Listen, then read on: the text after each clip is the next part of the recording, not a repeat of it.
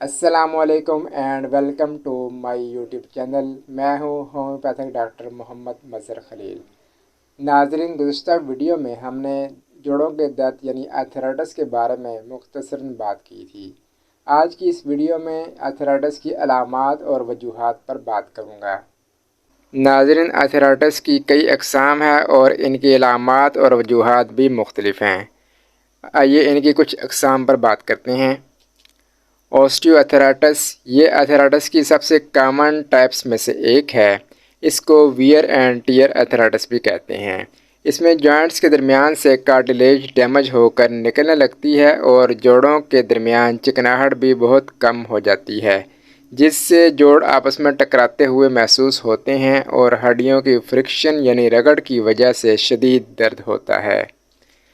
اس کی علامات میں شدید درد، خاص طور پر حرکت کرنے سے جوڑوں میں شدید درد ہوتا ہے، جوڑوں میں سختی آ جاتی ہے، خاص طور پر صبح کے وقت زیادہ پرابلم محسوس ہوتی ہے، کارٹلیج کے ختم ہو جانے کی وجہ سے جوڑوں میں تناؤ آ جاتا ہے، جوڑوں کی فلیکسیبلٹی ختم ہو جاتی ہے، جوڑ آپس میں ٹکراتے ہوئے محسوس ہوتے ہیں، جوڑوں کی ہڈیاں ابھرنے لگتی ہیں اور جوڑ سوج جاتے ہیں۔ اس کی کئی وجوہات ہیں، جیسے کوئی انجری یعنی چوٹ وغیرہ۔ جوڑوں پر دباؤ کی وجہ سے بھی یہ بیماری لاحق ہو سکتی ہے۔ اس کے علاوہ بڑی عمر کے لوگوں میں بھی یہ پرابلم ہو سکتی ہے۔ رومیٹوئڈ آرتھرائٹس، یہ ایک آٹو امیون ڈیزیز ہے۔ گزشتہ ویڈیو میں آٹو امیون ڈیزیز کے بارے میں بتایا تھا۔ اگر آپ نے گزشتہ ویڈیو نہیں دیکھی تو ڈسکرپشن میں لنک موجود ہے، آپ دیکھ سکتے ہیں۔ اس بیماری میں ایک سے زیادہ جوڑوں میں درد ہوتا ہے، جوڑ سخت ہو جاتے ہیں اور سوج جاتے ہیں۔ یہ علامات دونوں سائڈز کے جوڑوں میں ظاہر ہوتی ہیں اور اعضاء ٹیڑھے ہونے لگتے ہیں۔ اس کے علاوہ ویٹ لاس، بخار، تھکاوٹ اور کمزوری بھی اس کی علامات میں سے ایک ہیں۔ اس کی مین وجہ مریض کے امیون سسٹم کی خرابی ہے۔ گاؤٹ یعنی گینٹھیا کو انفلیمیٹری آرتھرائٹس بھی کہتے ہیں۔ یہ بیماری ہائپر یوریسیمیا یعنی بلڈ میں یورک ایسڈ کی مقدار کے نارمل لیول سے بڑھ جانے کی وجہ سے ہوتی ہے۔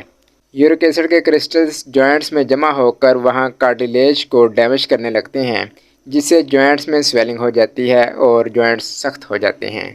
اس بیماری میں جوڑوں میں شدید درد ہوتا ہے، متاثرہ جوڑ گرم محسوس ہوتے ہیں، ان میں سویلنگ ہو جاتی ہے، چھونے سے ناقابل برداشت درد ہوتا ہے اور متاثرہ جوڑ سرخ ہو جاتے ہیں۔ اس کی مین وجہ بلڈ میں یورک ایسڈ کے لیول کا بڑھ جانا ہے۔ اس کے علاوہ موٹاپا اور ہائی بلڈ پریشر کی وجہ سے بھی یہ پرابلم ہو سکتی ہے۔ اگر فیملی میں کسی بڑے کو یہ بیماری رہی ہو تو اولاد کے بھی اس سے متاثر ہونے کے چانسز ہوتے ہیں۔ اس کے علاوہ گردوں کے مسائل، خوراک، لائف سٹائل اور الکوہل کا استعمال بھی اس بیماری کی وجہ بنتے ہیں۔ اینکلوزنگ اسپونڈلائٹس، یہ بیماری مریض کی اسپائنل کارڈ یعنی ریڑھ کی ہڈی کو متاثر کرتی ہے۔ مریض کے ورٹیبری آپس میں فیوز ہو جاتے ہیں اور ان کے درمیان سے کارٹلیج ڈیمیج ہو جاتی ہے اور مریض کے لیے حرکت کرنا انتہائی مشکل ہو جاتا ہے۔ اس کی علامات میں لوور بیک پین یعنی کمر کے نچلے حصہ میں شدید درد ہوتا ہے اور حرکت کرنا مشکل ہو جاتا ہے۔ ہپس بون میں بھی شدید درد ہوتا ہے۔ صبح کے وقت زیادہ تکلیف محسوس ہوتی ہے۔ اس کے علاوہ گردن میں بھی درد محسوس ہوتا ہے۔ اس کی ایگزیکٹ وجہ ابھی تک معلوم نہیں ہو سکی، لیکن جینیٹک فیکٹر یعنی اگر فیملی میں کسی کو یہ بیماری رہی ہو تو اس سے متاثر ہونے کے چانسز زیادہ ہوتے ہیں۔ سوریاٹک آرتھرائٹس، اس میں جوڑوں کے ساتھ ساتھ مریض کی سکن بھی متاثر ہوتی ہے۔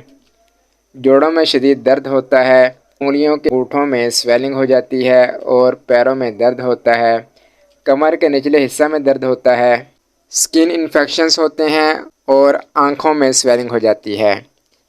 یہ بھی ایک آٹو امیون ڈیزیز ہے۔